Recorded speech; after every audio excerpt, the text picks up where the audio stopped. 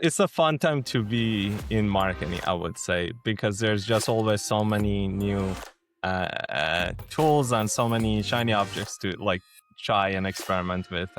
New cloud skills and new plugins and new agentic workflows to experiment with. I think it's definitely opening up a lot of doors for marketers, especially I would say cloud agentic workflows, allowing marketers to do a lot more technical work that we just simply were not able to do in the past. Like if you go back 3-4 years, like we would need an engineer to be at our side. Now a marketer can build a prototype and ship it and get alignment on things much more quickly. Most marketers are still following old playbooks written decades ago. The rules have changed, but the advice hasn't. Flipping the Playbook is your license to rebel. This is your front row seat to finding out how leading CMOs are tearing up the old rules and building strategies that move the needle. If you're tired of being told that this is how it's done, let's flip the playbook together. Here's your host, Reza Moaiandin. Amir Shahzeidi started his career in SEO before evolving into a broader demand generation and growth leadership roles at Uscreen. He helped scale that company from a bootstrap startup into a $25 million plus annual revenue business that secured a $150 million private equity investment. In this episode, we will explore the limits of channel thinking, why SEO alone eventually stops being enough, and what modern growth leaders need to understand about pipeline, commercial accountability, and building systems that actually drive business outcomes. Amir Shahzeidi, welcome to the show. Thanks, Reza. Great to be here with you today. Thank you so much. For those people who are meeting you for the first time, how did your career start in marketing and SEO? Because mine's just completely random. So let's get on to yours. How did you get into search in the first place? Yeah, it's an interesting story. I studied classical music in university. I was studying music composition, and I just needed money to support my artistic endeavors, let's call it. And yes, so I started kind of as a creative. I went into content, did some contractor gigs, and I applied to thousands of jobs, and I landed my first full-time job at Uscreen, where I stayed for the last pretty much 10 years. And I recently pivoted and started a new project with Playbook, a company in a similar space, integrator economy space. But that's how I got into marketing. Primarily, I was a creative person, and I knew my creative and analytical mind could be used in marketing. And I didn't know much about marketing, but I started writing and creating content, and slowly but surely I was doing a lot of marketing and wearing a lot of hats, because when I joined Uscreen, we were a small team, less than $1 million ARR. So I was doing pretty much anything under the sun across digital marketing. Over time, I kind of honed in on SEO and organic growth as the primary lever that we saw as the biggest opportunity for the business to grow. And I slowly specialized in search. That's really cool. And when you look back in your early days of SEO, what disciplines you took that shapes and you still keep today about how you think?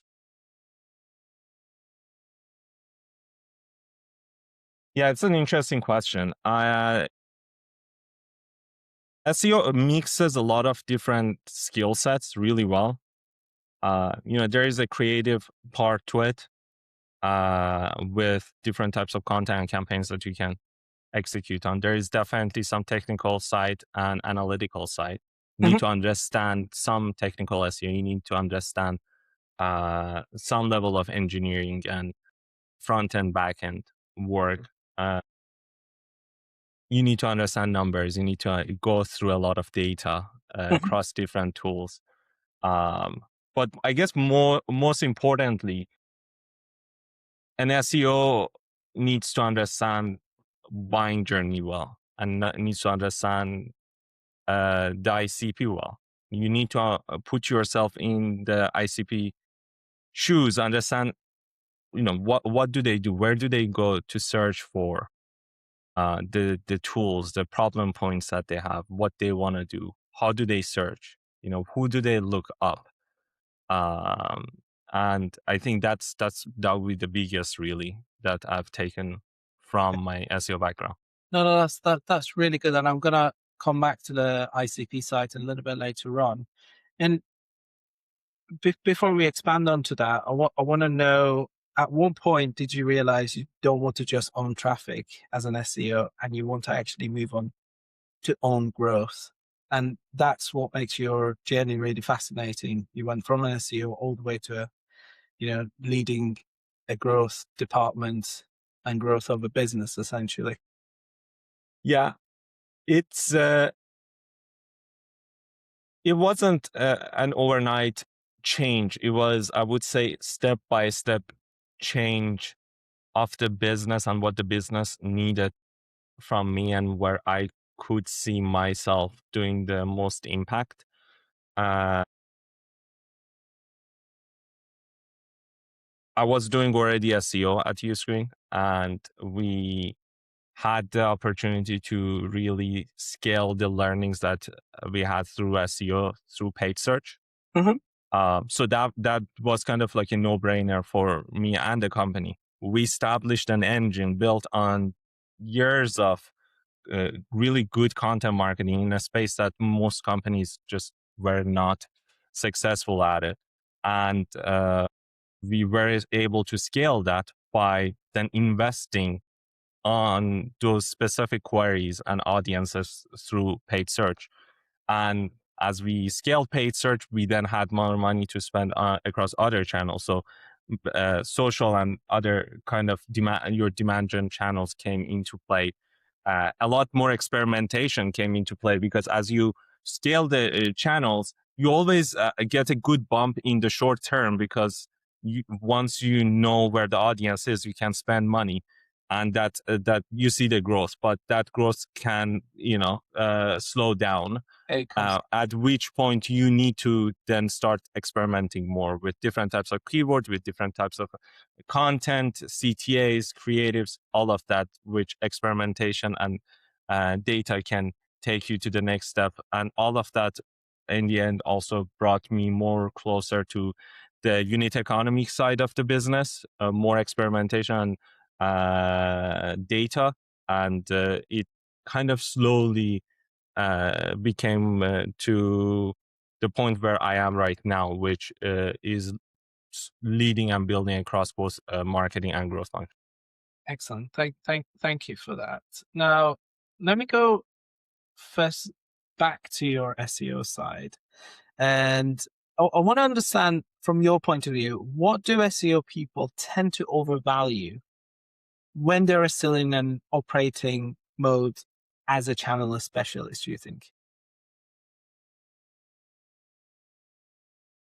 In SEO, there are a lot of noise, I would say, constant noise of algorithm changes. Hey, do this and you get quick wins. And you have to really learn how to focus on what really moves the needle, find that needle through sheer intuition, but also data, and really focus on that and try to move that. Usually that is coming back to the ICP. Question is understanding your personas, understanding their pain points, their buying journey, where they hang out, and really understanding what type of content and creative and campaigns moves them, inspires them, and gets them to act. But overall, I would say SEO is one of the few industries and specialties in overall that historically always there's something going on. Either the whole industry is dying, or some kind of evolution and some new acronyms are coming up that you need to So deal never. with, and it's just never ending amount of noise. Good SEOs and good companies don't care about that. They don't care about the algorithm changes. They care about their audience, and they build for their audience, both through product as well as their content and SEO campaigns. Yeah, that is true. I mean, there is all the noise in the world, and as we are recording today, there is the noise of everything around AEO, SEO, AIO, everything constantly changing. I mean, it's a Scrabble book now, what you want to call it. Tell me, around SEO side specifically, was there a moment where you realized like ranking and traffics don't really mean much when they could be super healthy? You can have amazing ranking and traffic, but actually the business results aren't still there. Is there a thing that makes you realize that that wasn't as relevant? Yeah, I think if I look back at my career, well, when I was more junior, I was very much had the silo vision of SEO, and I lived and breathed SEO. That is, hey, there is keyword, there might be an intent, let's write for this, let's try to rank for it, let's find ways to get brand mentions and links and shares to get more authority. All of that is well and true, but I think the bigger shift that has happened through the years and experience that I've built is to work backwards, not forward. That is, start with understanding where the business is and where it needs to go, and understand how SEO fits the broader picture and what realistically or aggressively or, conservatively you could get out of the organic channel and what you could do to execute on that. So really starting backwards from the company growth Mm-hmm, and the funnel and pipeline that you need to generate, mm-hmm. and working backwards from that number is where I feel stronger about. And I feel that it also addresses a lot of questions around ROI and resources when you actually start working backwards from what moves the needle for a company back to specific content campaigns, personas you want to write for, or if you want budget for digital PR or different types of activities there. Yeah, and expand the personas on different digital sides of ICP for me, because to me that's a big mind shift change for general SEOs who really focus on that and they don't see beyond the traffic and the noise that you're saying. Bring that a little bit more to life for us, and what people need to really unlearn once revenue is the main factor, not visibility. You need to connect at the end of the day your activities, the input of your team to the outputs for the company. The challenge is when you put input of the work that you're doing against something that may or may not happen, it just makes it very difficult to, one, get internal stakeholder buy-in from either different teams or the senior leadership team, the board, you name it. But also it makes it very difficult for you to say, yes, this worked, let's scale it, let's spend 5, 10, 20, $100,000 more here. Mm-hmm. Versus, no, actually, this is not working the way that we expected to work. Let's understand what's not working. Let's learn. Mm-hmm. Let's pivot and move forward. The times that I've personally put the traffic and rankings and things like that ahead of revenue and growth, it ended up like taking me much longer to get the learnings because I thought it's working, but in many times by surprise or by actual intervention of like, hey, this is not working, we've learned, okay, no, like we need to really rethink our strategy here. But being data driven and being very much focused on the growth of the business, and working backwards really allows you to have a close eye on the funnel and the impact of your content as much as it can. And you can attribute to on your funnel to help you really get those learnings, because traffic and visibility can tell you so much. Okay. All right. And where do you go to dig down for the ICP? What is the best way? Because sometimes you ask businesses and they don't fully understand their ICP sometimes. What do you do then? It definitely has many facets. One, I would say, as you said, internal knowledge, especially if you're joining a new company, such as myself joining Playbook. I'm only 2 months in. Mhm. I need to understand the folks that been around here and have seen different people come and go, and understand what learnings they've had. Many times you're using their intuition, industry knowledge, and biases. So you have to always take that with a grain of salt. Uh, Biases can be tricky to understand, but you have to develop like your radar to catch Right. those biases, and then try to validate or disprove them using the other facets, which is talking to customers, talking to your the people that are already using your product. Jumping even on call with 3 or 4 of them, it just gives you so much knowledge. Yeah. It hits on the spot, especially unconscious bias that people have or biases that they have because of their experience and the exposures they've had. Lean in a little bit more into that for me, please. Just bring that out. Like, give me an example that you've seen and it's actually you've realized that's not true, if you can. Yeah, I have to think about good examples, but overall, what I've seen is that even senior leadership teams who've been at the company for many years can develop a tunnel vision, and can really only see things in black and white, while there is a massive gray area there. And I think as marketers, we need to really understand the whole surface of the market, the whole target audience, and your TAM and SAM. You need to really figure that part out. And it's difficult when you get started, you join a new company, or you're already at a company and you've really not thought about it.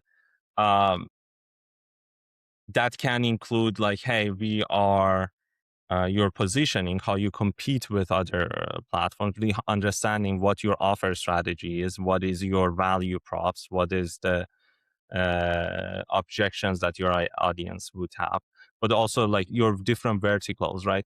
I've seen many times startups trying to be to play the game of capturing as much as they can, and try to not really talk to someone specific, but try to talk to everyone. The consensus is that, well, if you can capture all of it, why wouldn't you, right? I think that's where the greed comes in of like, I want to like capture as much as I can. But the problem point is that if you're talking to everyone, you're not talking to anyone. You have to be clear with your product value props, the objections that you're addressing, the proof points that you're showing to people. Through my years, for instance, I've learned that in the creator economy example, that if you look at just health and wellness space, a yoga persona would care more about other yoga personas. If you show them case studies and success and social proof of those verticals, they will get it. They would understand that, and they would identify with that person. But the moment you move outside that and you show them someone that does strength training or does Pilates, then they might start thinking, okay, well, that's a different person. That's not me. And then you have to deal with that part. So there's a lot of nuances there. And you really need to identify your product positioning, who is the broader ICP that you want to target, and also like really their verticals and modalities and the type of audience, and either prioritize them so that you make one bet at a time, or try to figure out how to sequence so that your go-to-market really is able to talk to those people and build clear funnels and buying journeys for those people. No, that's really, really fascinating that you brought all that out, and you brought as an example for me with the yoga side and Pilates. Even though they look similar, but they're actually quite different. That is very true. And you touched on the point of Tam and Sam. Bring that a little bit more to life for people who are not very well aware of it, because it is very common, as you mentioned. You have audiences who go, yeah, I've got all these people I can reach out to, let's say health and wellness, right? And then the time is huge, but then can you actually service it, right? Bring that a little bit more to life and your experience on it, because that's moving us from now talking about leading an SEO into your demand gen cycle, and bring that a little bit to life for us. Yep. As you said, it took me also a while to wrap my head around this simple idea, which is you can't sell to everyone. You have to be clear who actually is in the market to buy. Depending on your product, if you're B2C, that might be different. When your B2B is especially important for you to understand who's your general target audience, your TAM, and who's the serviceable audience where you can actually potentially sell to them, and who's those people that you can actually obtain and acquire, which is, I think, SOM SOM. There's many acronyms as we have in business, but it's an important mental model to always have in your rear view mirror, because when you're especially making bets across demand gen and growth of the business, say you want to you're building a new product and you want to acquire more consumer in certain sector or vertical, it's very important to really think through the math of that. Really, how big is this market, and how many people realistically, how many accounts realistically could we acquire? How many competitors are in that space, right? How many customers do they have? What percentage of those customers potentially could be your customers? How many leads and accounts may be in that space that you can reach out to, right? And now these days, depending on the vertical and sector that you're working in, there are many tools that can help you do some portion of that math using Clay, using Apollo, different tools. You can build your account list, you can score them, you can kind of understand, okay, these are the accounts that I can potentially obtain because they match the offer strategy that we have. We have a very competitive value offer for them.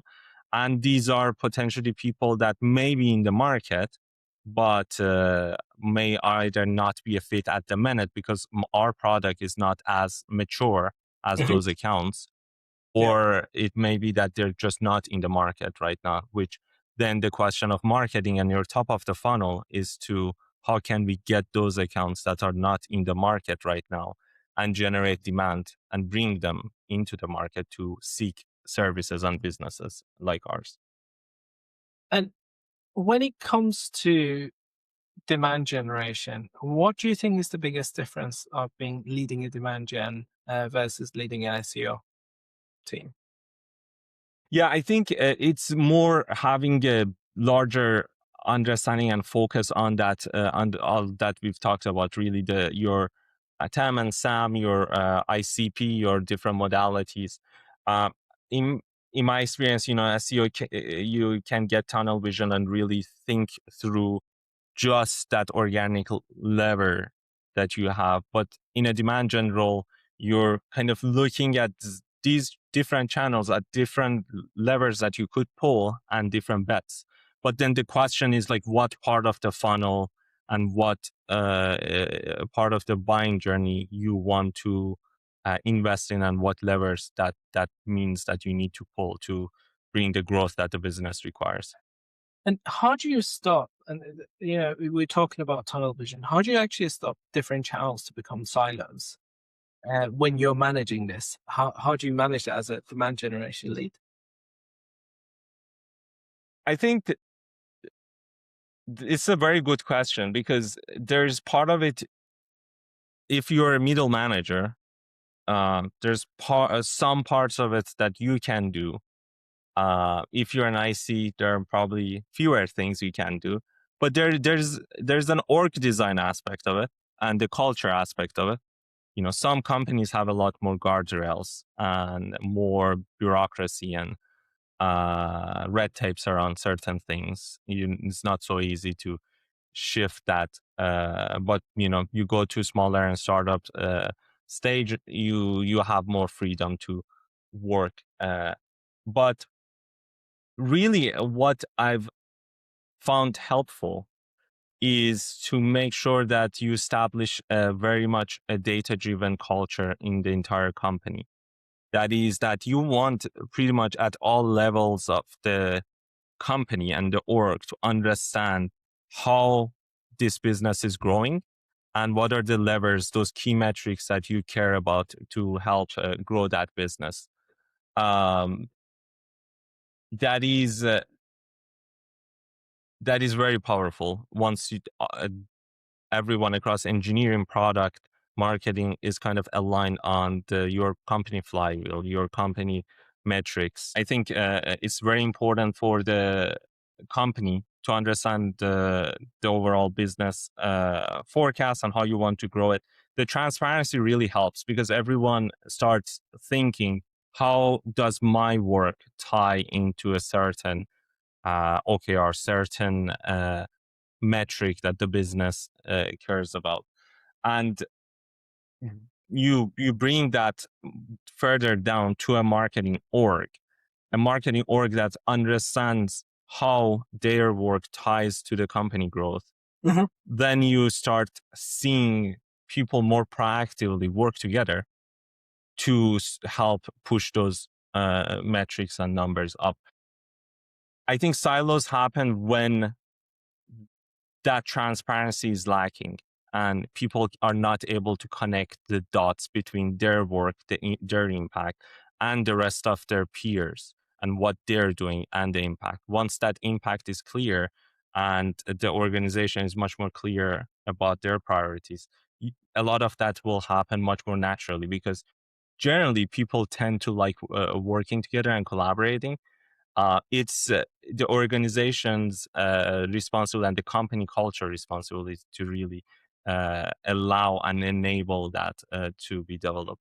No, it's such a good point that's been raised. I mean, I've heard this discussion about company culture, leadership so many times. In fact, I heard that enough times on the podcast that in the previous recording I did, I actually brought a lady who focuses on leadership, and we had a discussion around that. So if you're listening to this podcast and want to learn about leadership, please go and listen to the previous one. But on that note, continuing on with your side, Uscreen grew in a bootstrap environment before the private equity side. What is the big difference when you have PE on and you don't? What is it that generally venture capital backed businesses miss that bootstrap businesses have, do you think? I think with bootstrap businesses, I think it's easy to romanticize a bootstrap business succeeding. Generally, they don't succeed. We don't really hear about them. It's a very difficult way to grow a business. Mm-hmm. But when you are bootstrapped, there are certain differences definitely than a VC-backed or PE-backed environment. It generally comes down to the founder, their belief and their way of leadership, and their conviction around the product and the work that they're doing. The environment definitely asks for a lot more focus and less risk. really, it's so critical to constantly ask, who do we serve? What is our offer? How do we get more people through the door? And it's constant question across the org to really think through every resource that you're spending, every tool that you're acquiring, every new hire, to make sure that there is a value there and your company continues to grow. You don't really get the chance to mess that up because there's not really a net to back you. But it's also very difficult. Bootstrap businesses, not a lot of them are able to remain bootstrap. They generally grow bootstrap, but there's generally an exit at some point. And that exit generally also is a result of, like, it's just a difficult business to run. And for many founders and C-levels who grow that companies, it's a very stressful and difficult journey to go through. And at some point, you as the founder might become the bottleneck of that growth. And it's very important as a founder to always know where you sit in the company's growth. And when that is the case, you need to really have the vision to bring on more investment, bring on more expert support to unlock the next chapter of a business. A company is much bigger than one person or even a team of people. And it's really having that clarity with yourself and with your team that allows a company and a product to continue to grow. Do you think then in a bootstrap environment, you create better marketeers based on the challenges? Perhaps, I think. Perhaps, because definitely less resources to work with. You need to be creative and you need to be working very collaboratively across the team. However many people you are, you need to really be working together as a team to grow. Does that really change in a private equity and VC backed environment? Perhaps also not, because that also depends on the company. There are some environments that can stifle growth. You might be coming more too corporate too quickly. Some people think PE and VC, like, you get a big exit and now you have you're hiring expensive C-levels and VPs, and things tend to become more corporate like and lose their identity. That can happen, but the other side of it is also true, where there are very successful PE companies. There are a lot of smart people that work at those companies, and there's also a lot of learnings to be had across both, because in many times the PE, especially environment, you get to work with very expert, senior, talented folks that have seen a lot. And for a marketer, there's a lot to capture and absorb in that environment as well. It's a different space generally, though. Like a bootstrap business, you're moving faster, you're wearing a lot of hats, and you're doing a lot more. You're very much hands-on generally, with the lack of resources, especially. But both have their pros and cons. That's very fascinating how you're touching point on that. And I want to move on to something that you touched on a little bit earlier. You were saying, like, the tooling that's out there, like Apollo or Clay that you use. And over the last few years, we've obviously seen a massive change and shift in tooling, especially coming up through SEO for your side into a lead gen. And what do you think is changing now in the world of AI when it comes to tooling, and where do you see it going? And then I want to ask you around your favorite stuff after. It's a fun time to be in marketing, I would say, because there's just always so many new tools and so many shiny objects to, like, try and experiment with. New Claude skills and new plugins and new agentic workflows to experiment with. I think it's definitely opening up a lot of doors for marketers, especially I would say cloud agentic workflows, allowing marketers to do a lot more technical work that we just simply were not able to do in the past. Like if you go back 3-4 years, like we would need an engineer to be at our side. Now a marketer can build a prototype and ship it and get alignment on things much more quickly. You can, I don't know, wipe code plugins and tools that you needed some, random WordPress plugin to like give you a simple like widget. So there's a lot of it that has changed, and I think there's a lot more accessibility.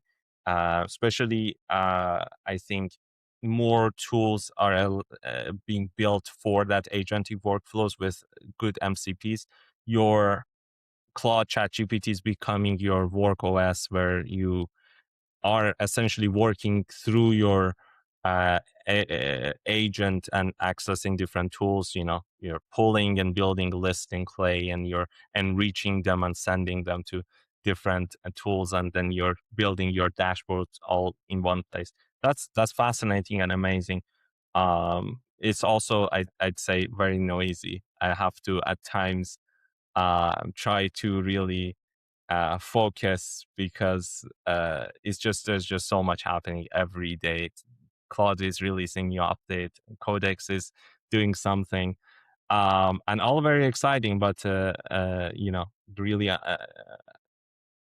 keeping the focus on the levers of the business and your work, and seeing, okay, what is that actually can move the needle. I think that's important. Do you think AI then will make SEO specialists more valuable because they understand intent, or less valuable because the classic search mechanics matter a lot less nowadays? I think the job will look a bit different, no doubt. Okay. I think SEO has always been a space where you have to be okay with change, because algorithms constantly change. People behaviors change, right? The same type of content that worked 5 years ago won't work right now. So you have to always constantly change. So I would say that the job will definitely change. I would think that the work still will be valuable. Companies need to have visibility and reach their users organically across different surfaces. Now, in the past, it was Google search, then it became featured snippets and rich results, and slowly but surely it became ChatGPTs and Google AI overviews, and social media, Reddit, and LinkedIn posts and syndications and digital PR. And now the surface is much larger, and perhaps at times also less of a line or a black and white space between where SEO sits and where brand and product marketing are sitting, because now that is a straight line. You need to make sure that your brand and product marketing and messaging positioning is clear, because if people don't know who you are, search engines for sure won't know who you are.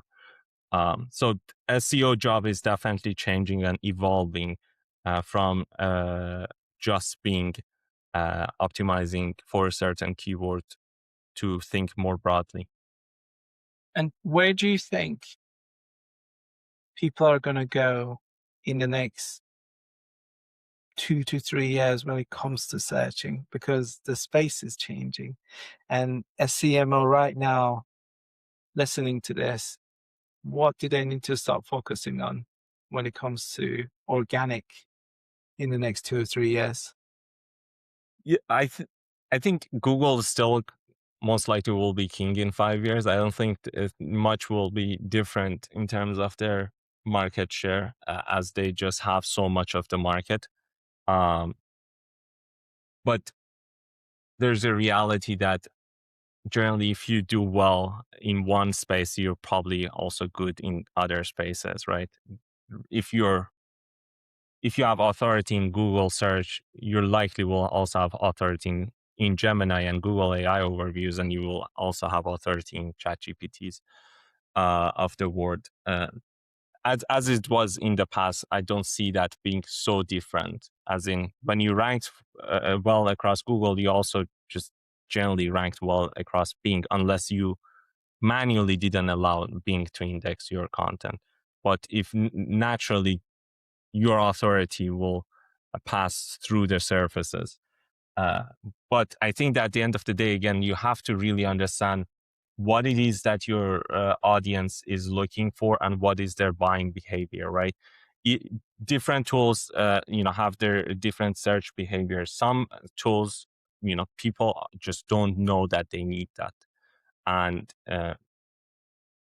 those type of product, generally the user just have navigational intent, or when they have the intent, they're comparing different products. So you need to have visibility there. It all starts really with understanding your ICP and where your product fits in their lives. If you don't understand that, you're just shooting and praying to see results. And just by investing in content and just by producing content, you don't really fully get the results. You have to understand who your ICP is, who are you marketing to, where does your product sit, is SEO the right channel for that specific purpose? Because it's possible that also it's not.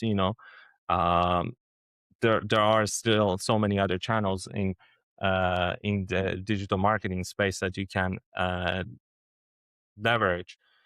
When it comes to tooling, because I hear a lot of things about your background, and when you, given that you've had exposure to so many different levels of channels in this day and age right now, what are Amir's secret tools that he loves, that thinks it will make a difference to any leader, and they should always consider them and explore them? Yeah, I think it really, you need to understand the new agentic workflows, this new world of cloud co-work and cloud code. It took me a while to really wrap my head around how to really build the systems that can help me do the work that I typically don't either enjoy like doing, such as, hey, I really am bad at putting together a presentation. So I've built systems that can help me do that, right? I can dump my thoughts into my own cloud agent, and it just puts together beautiful on-brand presentations for me, and I'm good to go. And I think the new era of agentic workflows, you need to really understand how the system design of that works, how to build the skills and really equip yourself to work at a faster rate and stay more productive, and then enable the rest of the org and company to follow suit. I also really like automations, like tools like N8N are really cool when you know that you have a need for automation. Say lead enrichment and scoring has been massively simplified using tools like either N8N or Clay. Both are like very powerful tools. Um, I also love just prototyping and vibe coding stuff, either through Cloud Code, through V0 or Lovable. All of them are really good at what they do. As a head of growth, it just makes my life so much easier to build a prototype of what I want our engineers to build, get it in front of them, and then they get it, and then they just go and build it from there. It doesn't have to be perfect, but I'm not writing 2,000 word PRD for them. I Yes. just need to build a good enough prototype and share it with the team, get feedback, and we go from there. And that's been also very helpful with code design, wireframing pages, getting ideas in front of designers. None of them are perfect or production ready. Mhm. Most of them don't work, but it just, the transfer of your knowledge and vision has become so much easier. You don't need to draw stuff on a pen or a whiteboard, which we used to do. Like if you go 5 years back or 3-4 years back, we used to like wireframe a page on a whiteboard Mhm. and take a photo of it, send it to the designer and tell them like, this is what we want. And they had to have the vision to understand and read between the lines of what we wrote there. No, that's amazing. That's amazing. Thank you so much, Amir. Unfortunately, we're coming to the end of this podcast, and I would love to explore a lot more of the information that you're sharing. You have been amazing. I will dig into more, and hopefully, I can get Amir back for another podcast with more details. But for now, thank you so much for joining the podcast. Thanks for having me on. This was fun. Let's do it Yeah, again. yeah, same here. Thank you to all the listeners. I hope you've enjoyed this podcast. If you have any comments or recommendations, please do share it with us on an email or on the show notes. You can find Amir's detail and LinkedIn on the show notes as well. And thank you for flipping the playbook with us today, Amir. Thank you for having me. Flipping the Playbook is produced by SALT.agency. We don't just optimize for search and AI. We optimize for business growth across SEO content and digital PR. Check out our links in the show notes. Thanks for listening.